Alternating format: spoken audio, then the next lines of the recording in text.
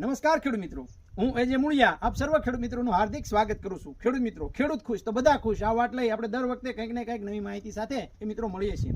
મિત્રો, ખેતીની અંદર કેમ ખર્ચ ઘટે, ખેડૂત મિત્રો પ્રાકૃતિક ખેતી તરફ કેમ આગળ વધે, એના માટેના મિત્રો આપણા હંમેશના પ્રયત્નો હોય છે।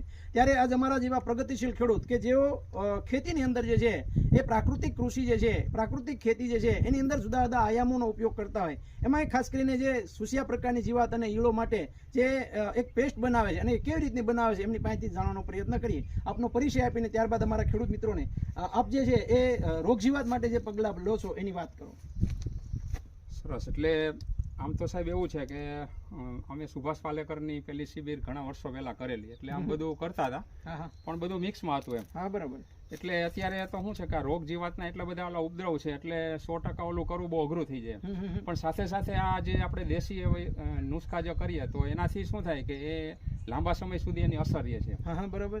એટલે આ બેરલની અંદર અત્યારે 3 વસ્તુ નાખી છે।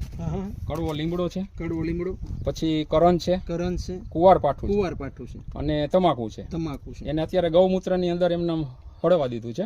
કેટલું પ્રમાણ લીધું હશે? એટલે એ માનો કે 3-4 કિલો જેવું હશે, 3 કિલો 3 કિલો જેવું, અને પછી પેસ્ટ બનાવી, એની પેસ્ટ બનાવી અને ગૌમૂત્રમાં અત્યારે ગૌમૂત્રમાં સડવા દીધી। કેટલા દિવસ સુધી સડવા? એ 20 દિવસ જેટલું રાખશું, 20 દિવસ જેવું રાખશો, બરાબર। અને પછી જે છે પાણી પછી બાકીનું પાણી ભરી દેશું અને પછી પંપની અંદર 3 લીટર 4 લીટર એ પ્રમાણે નાખી જાય।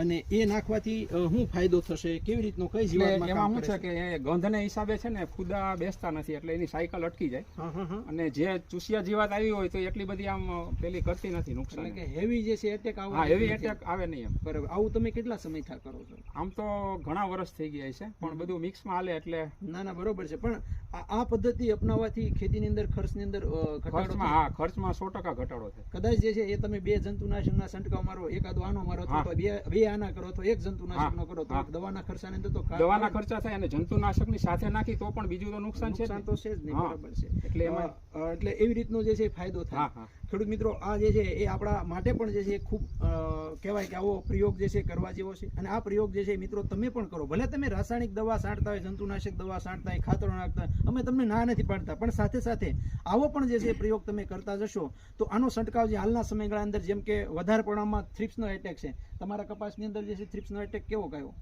થ્રિપ્સનો કોક દાણો દેખાય છે, બહુ નથી એમ। અત્યારે થોડું ગરમી ને ભેજને હિસાબે થોડુંક દેખાય છે, બરાબર। એટલે તૈયાર એટલે જ કર્યું છે કે વધારે એવું લાગે એટલે અત્યારે પાછો ડોઝ મારી દેશું। ખૂબ સરસ મજાની વાત મિત્રો આપણને કરવામાં આવી। તમારો પરિચય છે? હા, મારું નામ નાગજીભાઈ હરિભાઈ પટોડિયા, અહીંયા કોરડા સાંગાણી પ્રોપર। ખૂબ સરસ મજાની વાત આપણે નાગજીભાઈ દ્વારા કરવામાં આવી। નાગજીભાઈ અમારા ખેડૂત મિત્રોને ખૂબ સરસ મજાની